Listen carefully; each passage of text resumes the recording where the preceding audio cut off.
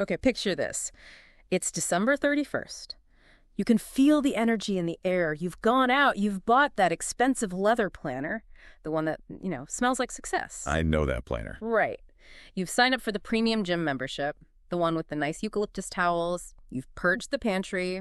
No more high fructose corn syrup.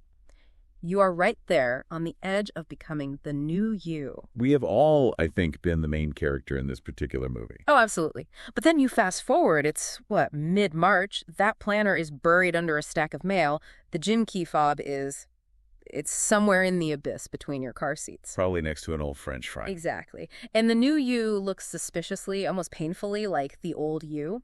So the real question is, why? Why does this happen to basically everyone? It's the classic resolution trap.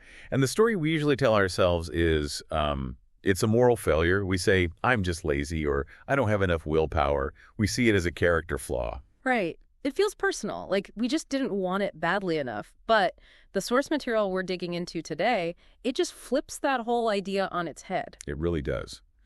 We're doing a deep dive into a talk by Dwyer. Now, I should probably say up front, Dwyer isn't a neuroscientist. He's not a psychologist. He's actually a former professional magician. Okay, I have to stop you there. A magician. Giving advice on productivity.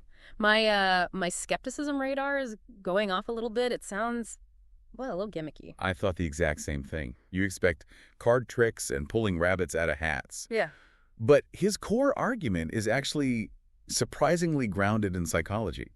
He says focus isn't about caffeine or trying harder or downloading another app.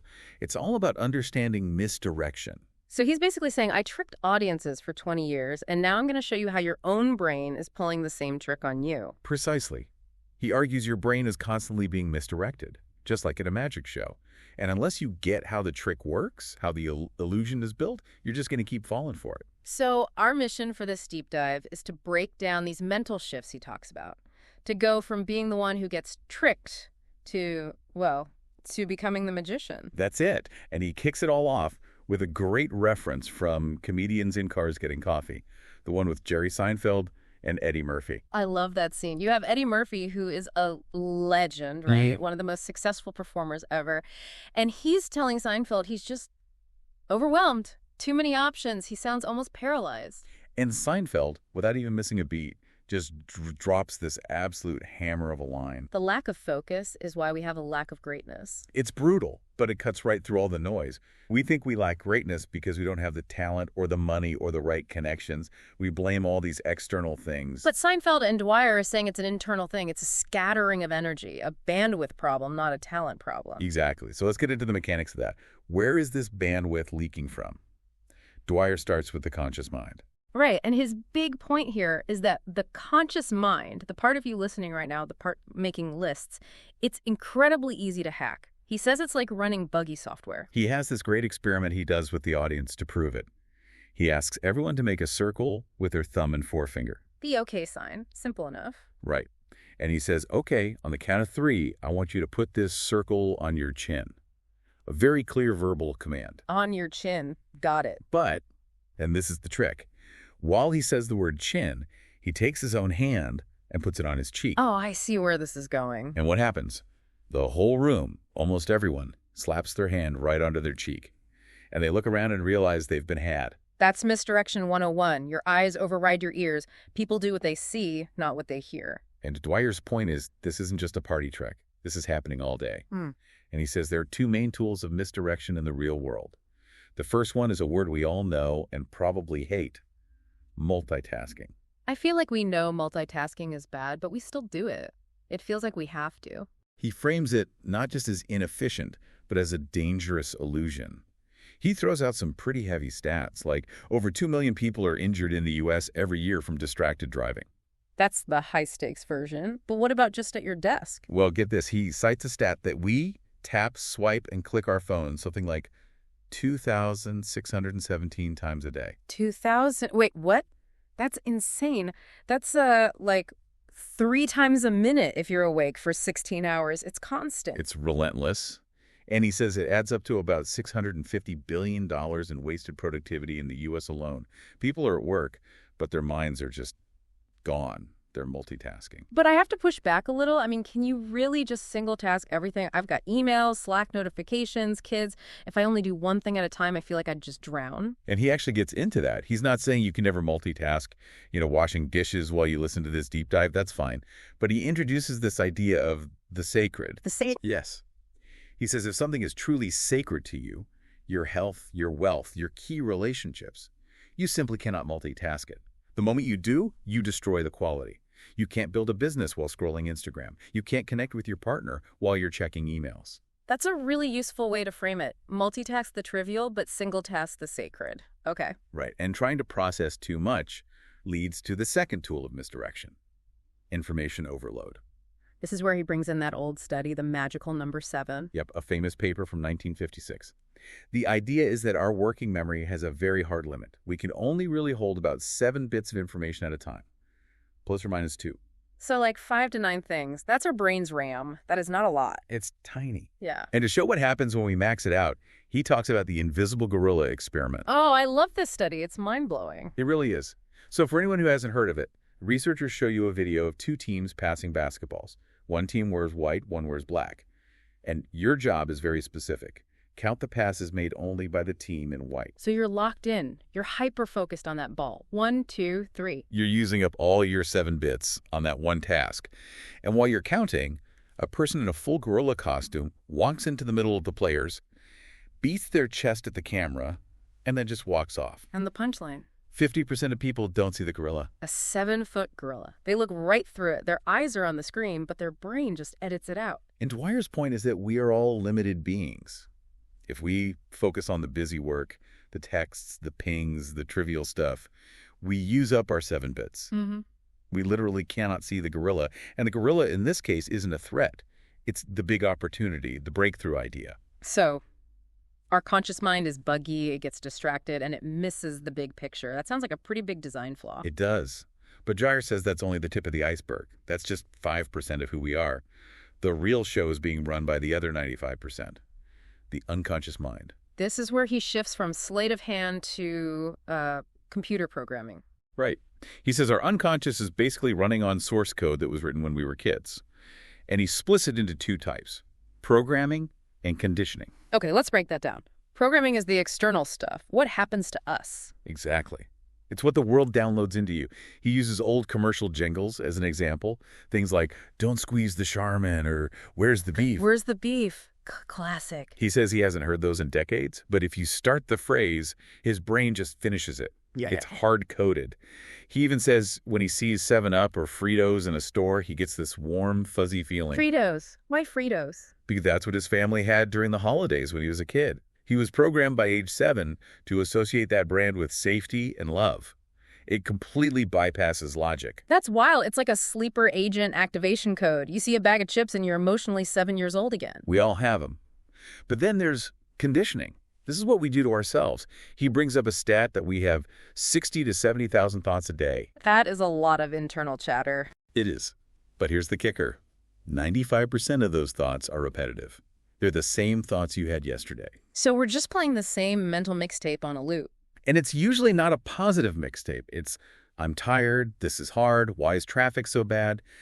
This repetition creates what he calls the Groundhog Day effect. We run predictable patterns because they feel safe. Even if the pattern is bad for us, it's familiar. And he illustrates this with a card trick he does with a volunteer named Dave. It's really something. It's a masterclass in manipulation. Yeah. He gives Dave these red versus blue glasses, a little matrix nod, and has him make a series of what seem like free choices. Pick a pile, pick a suit, pick a number. And Dave thinks he's in control the whole time. I'm choosing hearts. I'm choosing the number 7. But Dwyer is steering him every single step of the way. If Dave picks the pile Dwyer wants, Dwyer says, great, hold on to those. If Dave picks the wrong pile, Dwyer says, okay, hand those to me, we'll get rid of them. So no matter what Dave chooses, the destination is already decided. He always ends up with the 7 of hearts. It looks like a choice, but it was a total setup. And the big takeaway here is pretty confronting. We are all Dave. We are Dave. That's the hard truth. We think we're choosing to date the same kind of person again, or choosing to put off that project again, but really, we're just running an unconscious program. We call it fate, but it's just a pattern. He quotes Carl Jung there, Until the unconscious becomes conscious, it will direct your life, and you will call it fate. That's the real pivot point. And this explains why the New Year's resolution always fails. You're using the 5% your willpower to fight the 95% the unconscious pattern. It's a tug of war you are guaranteed to lose. Well, eventually, yeah. The 95% is just heavier. It pulls you back. Yeah. So if willpower is a dead end, what's the alternative? He says we need a different tool.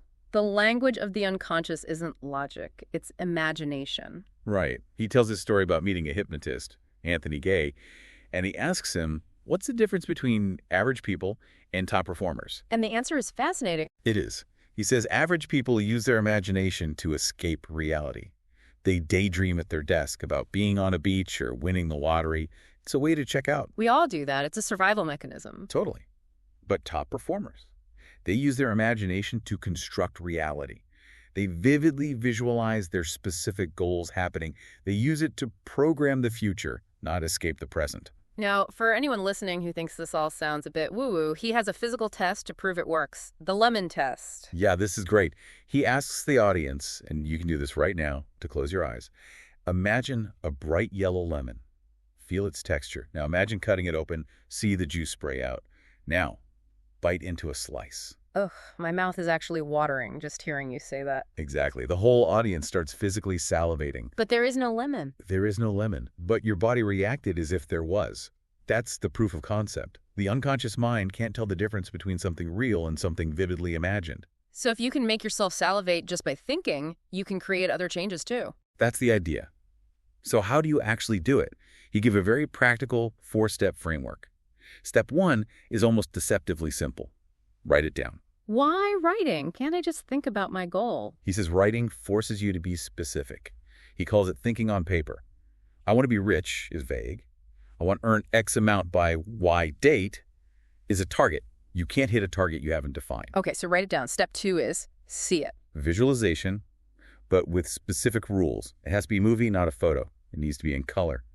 And this is a key detail. You have to see the goal coming towards you. Towards you. Why is that important? Because it changes the psychology from chasing a goal, which implies it's running away, to attracting it. It creates a feeling of inevitability. I like that. Okay, so write it, see it. Step 3 is say it. This is where he talks about abracadabra. I always thought that was just silly magic words. It is actually an ancient Aramaic phrase. It means roughly, I create as I speak. That gives it a whole different weight. It does. It's about the power of your own voice. He tells a personal story where he recorded himself stating a specific, ambitious financial goal. And he just listened to it in his car over and over. Listening to his own voice, that sounds a little weird. It does sound weird. But think about those old jingles. He was just overwriting the old negative programming with a new positive jingle. He was brainwashing himself on purpose. Okay, and the final step is step 4. Do it. You still have to take action. Right. This isn't about just sitting on the couch and waiting.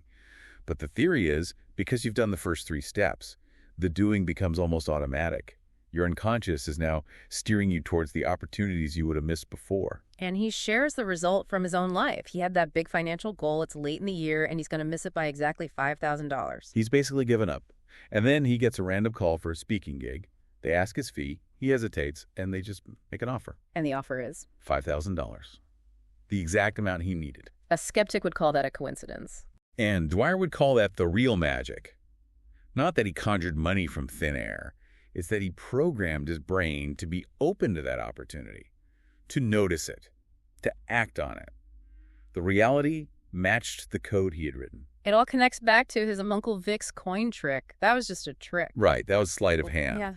But this using imagination and repetition and emotion to plant seeds in the unconscious until they become real, that, he says, is the real magic. So to recap our journey, we started with a conscious mind that's easily distracted. We missed the gorilla because we're too busy counting the basketball passes. Then we learned the unconscious mind is running the show, just replaying old patterns to keep us safe, even if safe is making us miserable. We realized willpower is a losing game. You can't fight the current. You have to change the direction of the river, and the way to do that is imagination. Write it, See it, say it, and do it, until the success you want feels as automatic as salivating at the thought of a lemon. It's a huge shift. Instead of blaming yourself for being lazy, you just realize, oh, I haven't written the right program yet. Exactly. It removes the moral judgment and just replaces it with a process.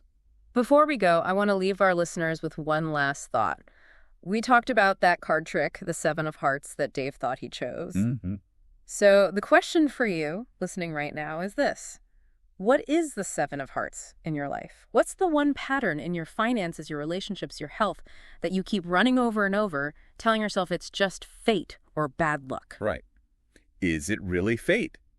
Or is it just a program you haven't decided to rewrite yet? Because once you see it as a program, you can start writing a new one. That's the real trick. Thanks for diving in with us. My pleasure. Go find your gorilla. We'll see you on the next deep dive.